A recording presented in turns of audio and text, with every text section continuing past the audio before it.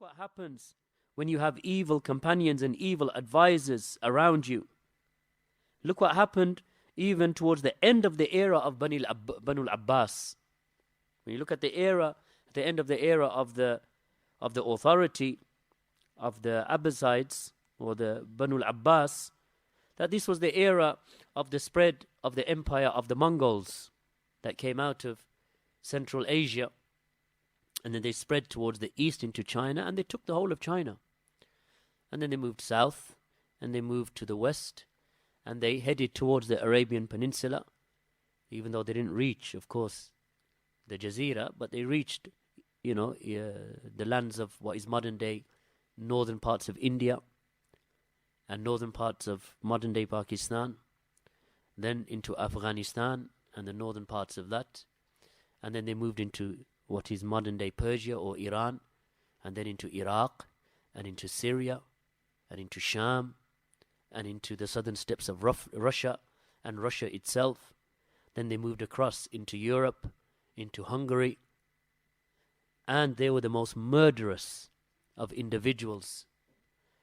And the whole idea was that they would enter, they would conquer, and that they would cause such bloodshed and killing that their word would spread thousands of miles. So even before the Mongols would arrive, the people would surrender.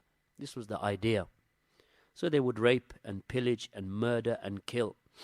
So when we look towards the era of the end of Banu al-Abbas, the Abbasi rulership and caliphate, that he mentions that, you look at the likes of Ibn al-Alqami and Tusi. He mentions these, so he doesn't actually mention what they did. But one of them is Ibn al-Alqami, and the other one is At-Tusi. As for al-Alqami, even though he doesn't mention, I think he is worthy of a mention because of his khubth and his wickedness and his treachery and his nifaq and his hypocrisy.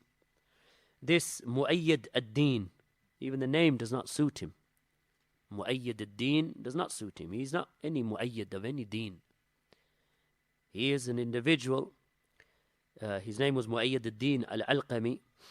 He died in the Christian era, 1258. So around about after the 6th century in the Hijri calendar. He was a Rafidi, Shi'i, and he was given the role of a minister amongst Banu al-Abbas in the era of the Abbasi Caliph al-Musta'sim. Al-Musta'sim, who was the Caliph, he was of course a Sunni. He was a person of Sunnah, as was his father and as was his grandfather. But when it came to his rule, he became soft towards Ahlul Bid'ah. And he would give them authority, he would appoint them governors and ministers and so on. So one of the ones that he appointed as a minister was this Al-Alqami. So he became lenient towards the Raafidah. He thought, they live, so, if they're in my caliphate or if they're in my rule, I'll give them some ministership and, over Persia and over other places. So Ibn Kathir said regarding him that the minister Ibn al-Alqami worked and worked with the ruler. So he'd come close to al-Musta'sim and he would advise him. He became a close advisor to him. And he advised him that your army, you don't need such a big army anymore. The army in that time of the Muslim Empire, Banu al-Abbas, the standing army numbered 100,000 troops, which was vastly superior than anything else at that time. 100,000 troops. I mean, if you consider the army of the United Kingdom, which is considered to be the 4th biggest in the world, is still less than 100,000 today. Right? So you can see how huge the army was. And of course the army was needed because of the fact that there was so much enmity towards Islam and the Muslims in defending their borders and bringing justice to the other lands. So his standing army began at the death of his father, Musta'sim's father. It was 100,000, and his father's name was Al-Mustansir.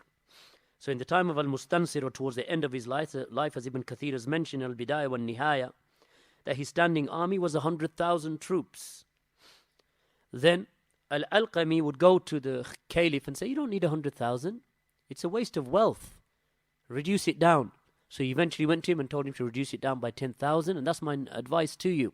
We can use the wealth elsewhere. So he reduced it down by 10, and then another 10. Then he advised him that they don't need all of this equipment that they have. So then they took away from them their weaponry and their equipment, because they said that we are so powerful and strong that no one can overcome us. This Alqami at the same time had entered into negotiations with the grandson of Genghis Khan. Genghis Khan, of course, the founder of the Mongol Empire. And of course, if you know anything about the Mongol Empire of that time, as we mentioned, the 11th century or the 12th century really, and towards the end of the 11th, or the 13th century rather, towards the end of the 12th, that they were the most powerful force in terms of just their brutality. They did the same wherever they went. They didn't single out the Muslims. They did the same in China. They would go to a city and they would kill every man, woman and child, and then they would leave one alive and they would send him to the next village. And what would they do? They would surrender even before they arrived. But they would kill people in their hundreds and thousands. Hundreds and thousands would get killed. Right? And they would threaten them with rape and pillage and so on. Such that in some of the empires of the Qi empires or the Chinese empires, that they would take their, because the Chinese had their own way and religion and ways of doing things, and they were behind huge fortresses and castles. So what they would do is that they would line up their virgins on the top of the castle wall before the Mongols could come in, and they would just jump off the wall. It's recorded by some historians amongst the Chinese that 17,000 virgins in one day jumped off the highest peak in one of the villages or one of the fortresses that was surrounded by the Mongols. So Mongols had certain ways and things that they used to do things. So they used to sometimes, even the way that they used to come in with huge fear. None of them, by the way, walked. The Mongols would not walk. They would always fight on horseback. So most armies, of course, you have foot soldiers, and you have those that are on horseback or camelback. The Mongols, no. All of them were upon horses that were referred to as ponies. I mean, we think of ponies as baby horses, but these were extremely fast steeds. You know, they could travel for a month, and they would only require a few hours rest a day. Very lean horses, and they trained them just for the purpose. They were master archers. They said that when Genghis Khan first came towards the east, he took an army towards the eastern empire of the Islamic world, and when the Muslims looked out upon him and upon his army, that his front line alone was 15 miles wide. We're not talking about depth. So now you're looking at them coming towards you. The length of the army across in front of your sight of vision is 15 miles wide. Every single soldier is on horseback. Depth, tens of thousands in depth. This Al-Alqami, by the time of the era of the grandson of Genghis Khan, Hulagu, who the Westerners refer to as Hulagu, by his time, of course, the Mongols had conquered, because of the children and the grandchildren of Genghis Khan. Genghis Khan was the founder of the empire, that they had spread into China, parts of India, into Russia, and into whatever surrounded them. And there were people who never lived in houses. They never went into towns and took castles and mansions and palaces to live in them. They never did that. You know, people like Genghis Khan himself and his children after him, who became the leaders, even if they conquered towns and villages, they would see the palaces and they would leave them. It is reported about Genghis Khan himself, when he entered into some of the huge palaces in China, he walked in, and that was the first time they ever saw him afraid, because he couldn't see how that roof is not falling on his head. and he refused to live in them, and his grandchildren refused to live in them. They put their tents near rivers and lakes. Even when they became the most powerful force in the world at their time, they would still not live in palaces or houses or buildings or mansions of the lands that they conquered. They would take their materials and their tents and their leather skins, and they would set up their encampment by water. That's all they would do. And then they would move on. And they lasted like that for decades, several decades, and more than that. So the Mongols were a feared force. So now, what do the Muslims need to do in response? They need to strengthen their armies. So what did this Ibn al-Alqami do? He made a deal with Hulagu. He said to him, as Ibn Kathir has mentioned, also Ibn Taymiyyah and others, because this was the era of Ibn Kathir and Ibn Taymiyyah. The Mongols were active in the time of Shaykh al-Islam Ibn Taymiyyah. Ibn Taymiyyah took a force against them. He wouldn't surrender to them. So these, or we refer to them sometimes as the Tartars or the Tatar. Right? In the books of Ibn Kathir and Ibn Taymiyyah, they refer to as Tatar or the Tartars. Even in the writings of the Chinese, who have written the most about it, and also, I mean, the three groups of people who have written most about the Mongols are the Chinese, the Muslim writers like Ibn Kathir and those similar to him, and also some of the Christians when they reached Europe. And all of them, in fact, if you compare the writings, it's very similar what they're saying about these people. That they were, the Christians thought that this is Juj wa Majuj coming out. They thought this is Gog and Magog that has been written in the Bible. They've come out of the mountain and they're going to kill and slaughter. They actually gave the hukm that this is what they are. So, and you can imagine how they reached that level. So Hulagu al-Alqami went, this Rafidi, and this is the point that Shaykh al-Fawzan is making. Look at Ahlul Bid'ah. That they come to the Muslim rulers and they seek authority. So, because of the leniency of some of the Muslim rulers, they may gain authority. And then behind their backs, they are treacherous towards Islam and the Muslimin and the Muslim rulers. So this Al-Alqami, Mu'ayyiduddin, that he went to Hulagu and he said that I will work with you because I have power as a minister. And what I will do is I'll reduce the force that is going to defend the Islamic lands. And what I request of you is that you kill the caliph and you give me some authority. That's all I ask. So he agreed. Al-Alqami. There was another one, as Shaykh Fawzan has mentioned, At-Tusi. He did the same thing. But At-Tusi wasn't a minister. He was just a very influential person in society. But we'll come to Tusi in a minute. So anyway, the point I was making was that the 100,000 troops, Ibn Kathir mentions the number 100,000.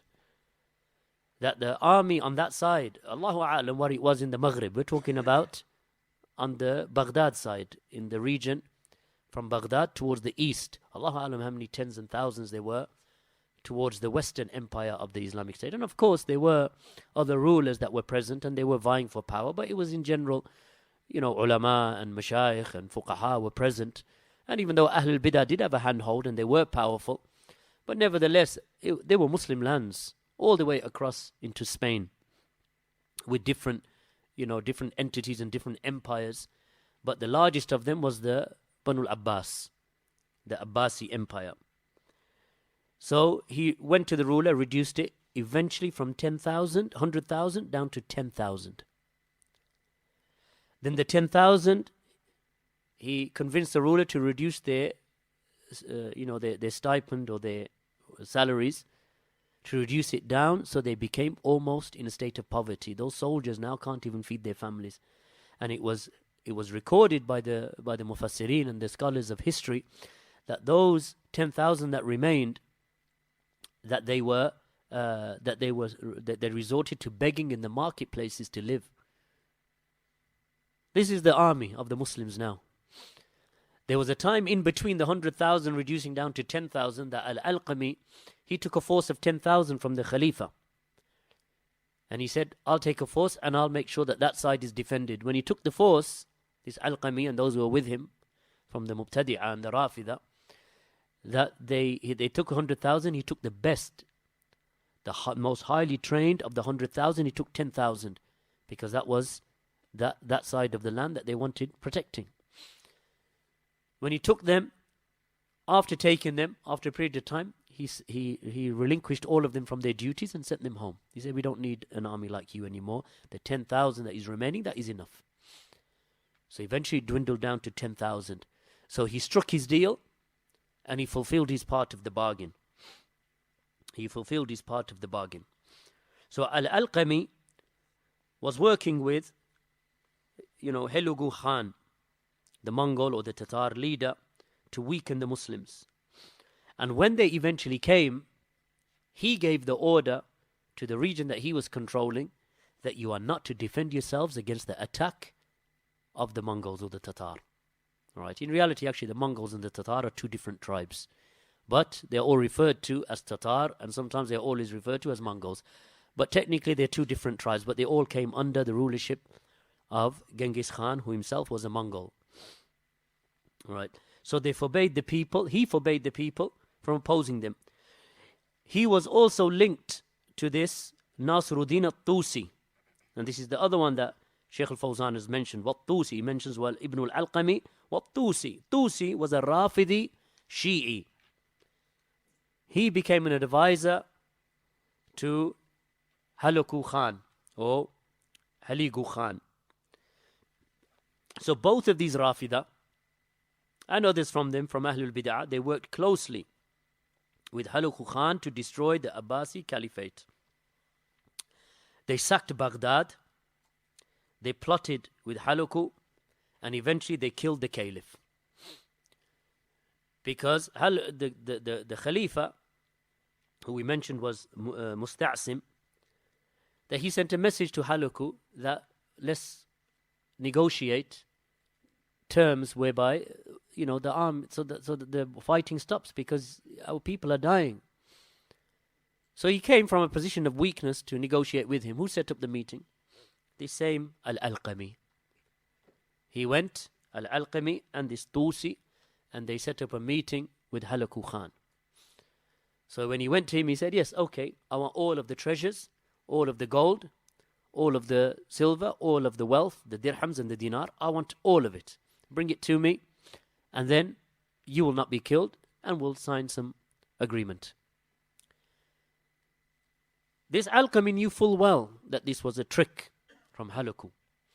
So the Khalifa had no choice. What is this to do? So he went, and a few thousand of them with him, that they brought all of the wealth and they put it in front of Hulagu Khan, piles of gold and jewelry and silver. After he took the wealth, he only allowed 17 of them to come in, and Hulagu ordered, and they killed him. They beheaded the Caliph, killed him, took his wealth and killed him, and killed all of his family and all of those 17 of his supporters that were with him, his court. And then they went out and they spent 40 days, or just over, or approximately 40 days, slaughtering everyone in Baghdad, up until the streets of Baghdad were flowing with the blood of men, women and children. They didn't leave. As I mentioned, this was the strategy of the Mongols, even from China. If there was resistance, or if they had some reason, even sometimes not even a reason, they would slaughter and kill, they would rape and then kill and slaughter, up until every man, woman and child that more or less was dead. Whatever was left behind was just slaves. Right, so there was no resistance because what they didn't want, the Mongols had a strategy that they wouldn't stay in a place for long. They hit one place, they don't want the next village to become strong.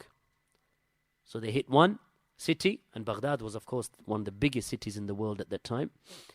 We don't want the other cities to become strong whilst we're taking care of Baghdad. So let's quickly, and really a month of slaughter just to, pacify or to demolish a population is a very quick time. So that's what they did, slaughtered and killed. And they quickly moved on to the next township. What they didn't want, and one of the reasons why they did that, was because as they moved on, they didn't want the city that they have just conquered to come up behind them. So if you've slaughtered every man in that city and every woman in that city, and the message is going out to the surrounding villages, so they're not going to come and help, and there's no one on their back, when they go to the next city.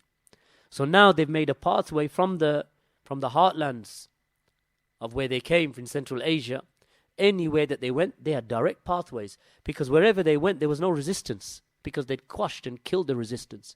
So now if they wanted to go back, because of course an army, of 70,000, 80,000, imagine the supply lines to feed an army like that.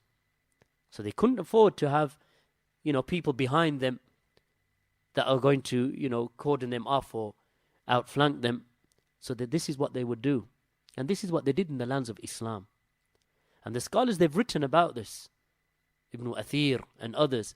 The Crusaders, of course, did the same a few centuries later.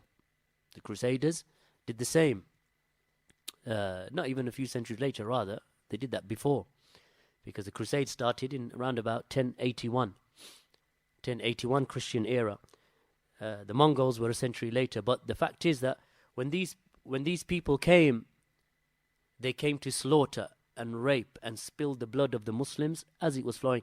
And when people say, well, you would say that because, this is your historians that have written it. And that's why we always make it clear that actually when you look at the attacks of the Crusaders of Europe, who called themselves Crusaders, but they were murderers and killers, that when they entered into the Holy Lands of Sham and Jerusalem and so on, from the Christian, chroniclers and historians, as compared to the Muslim ones, you find that there's a lot of agreement, because the Christians that they wrote from several different angles, the Christians of Egypt, the Christians of the Western Roman Empire, the Christians of the Eastern Byzantium Empire, and also the Jews that were there, they would all write, and the Muslim would write. And if there's one thing that they all agree upon, is the slaughter, the indiscriminate slaughter that took place at the hands of the Christians during the Crusades, and then at the hands of the Mongols, who came a while later. But nevertheless, the point being here, look what they do, Ahlul Bid'ah. What khair and what good do they bring to Islam? Nothing. So then he mentioned that they, after mentioning, if you look at what happened at the time towards the end, and the collapse of Bani al-Abbas, the Abbasi Empire, or the Caliphate, what did they do with the Khalifa al-Abbasi? What did they do to him? Look what Hulagu did to him. At the request of who? Of his own minister, Bid'i, Raafidah. Then he mentioned that that these Ahlul Bid'ah, the Shiah, and other than them, they agitated the Tartars, the Tatar, against the Khalifa from the east. And when they came to attack the Khalifa's own minister is coming in with the armies of the Tatar to kill the Muslims. He's with them in their ranks. Both. This At-Tusi, the Tusi, of course, At-Tusi is famous amongst the kuffar. When they started looking at the moon, the Russians named a planet after him. There's a minor planet in, far distant from the earth, and they called that planet a small, and they called it, this is Tusi. Right? Because they raise him. Of course, the kuffar are going to raise these types of people. Rafi, the Persian, they called him, they regard him to be an astronomer. NASA named a crater on the moon after him. This At-Tusi. What did At-Tusi do? Open up the gates for the Mongol Tatar to come in and slaughter men, women and children. Tusi and Al-Alqami. So you have to pay attention, barakallahu feekum, who is raised and who is doing the raising. Of course they are going to raise the likes of At-Tusi and other than him. Barakallahu feekum. I'll just finish this paragraph and I'll stop there inshallah for today. But he said that that these individuals, that they opened the pathways to the enemies of Islam, the Tatar and the Mongols. They made easy for them the paths into Baghdad up until they entered into Baghdad. They destroyed it outright, absolutely demolished and annihilated Baghdad and its people, the Muslims. And they destroyed the rest of the lands of Islam. And they killed the Muslim fighters in huge numbers. Because now you've an army of 10,000 that is ill-equipped. So who's going to pick up the arms? It's the farmers and the soldiers and the traders. As soon as they come up against the Tatar slaughtered them in their hundreds of thousands, if not millions, of Muslims that they killed. And when they entered into Baghdad, of course Baghdad was a very modern city of the era. Libraries, universities, masajid, bathhouses. You know, it was a very advanced city for its era. They entered into the libraries, and it was the biggest library in the world at that time. Even today, it would be considered as one of the biggest libraries in the world. They went in, and they burned all of the books. They burned all of the books. And then they threw the remainder into the Tigris, and the river Tigris and the river Euphrates. Up until they changed the color of the river itself. The river water, its color changed due to that which they did. And some say due to the blood of the Muslims. And they thought, these Ahlul Bid'ah, alongside their aiders and supporters from the enemies and the kuffar, that they thought that they had destroyed Islam itself. However, Islam is mu'ayyid, min Allahi, la yuqda alayh. But Islam is aided by Allah subhanahu wa ta'ala, and it cannot be destroyed. They tried. Look what they did. And you know, there's when you actually go through the story of what the Mongols did, and you look at it, and you imagine yourself at the time as these events are taking place, as the news is arriving in the cities, that they have conquered Bukhara, because they did. Samarkand, because they did. They built, you know, they went into Samarkand, they slaughtered the people, they demolished the palace and so on. That's what they did, burned it down. And they entered from that side. And imagine, you know, if you're part of that whole, you know, event that is taking place, you, your family, your village, and the Tatar are coming, and you heard what they do. What is a person supposed to do when you have Raafidah like this bringing them, Ahlul Bid'ah like this supporting them? What are you supposed to do? Because these are supposed to be individuals who are defending and protecting the lands of Islam alongside you, yet they are the ones who are aiding the enemy against you.